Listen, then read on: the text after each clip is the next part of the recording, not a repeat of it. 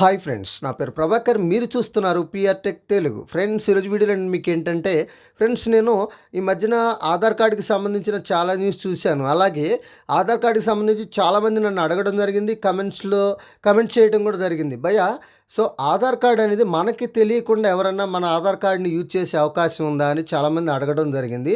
So అలా చేయడానికి అవకాశం ఉంటుందా, అలా తెలుసుకోవచ్చు అని చాలామంది అడగడం జరిగింది. సో దాని గురించి ఈ వీడియోలో అయితే మీకు ఎక్స్ప్లెయిన్ చేస్తాను.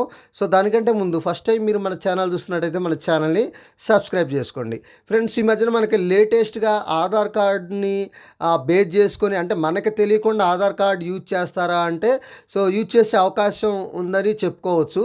సో అది అందరికీ పాసిబుల్ కాదు. ఎందుకంటే కొంతమంది సెక్యూర్గా ఉంటారు, ఆధార్ కార్డ్ని సెక్యూర్గా ఉంచుకుంటారు, బయోమెట్రిక్ని లాక్ వేసుకుంటారు, అలాగే ఆధార్కి లాక్ వేసుకుంటారు. కాబట్టి వాళ్ళ ఆధార్ని మిస్యూజ్ చేయడానికి అవకాశం లేదు.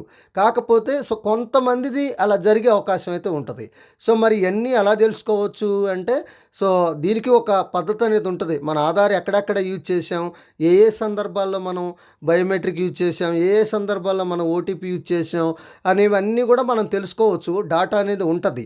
సో దాని గురించి నేను నా నెక్స్ట్ వీడియోలో మీకు ఎక్స్ప్లెయిన్ అయితే చేస్తాను. ఎవరైతే మా ఆధార్ ఓటీపీ బేస్ అనేది మేము ఎక్కడెక్కడ ఓటీపీతో లాగిన్ అయ్యాం, ఎక్కడెక్కడ బయోమెట్రిక్ ఇచ్చాం అనేది మేము తెలుసుకోవాలని ఉంది.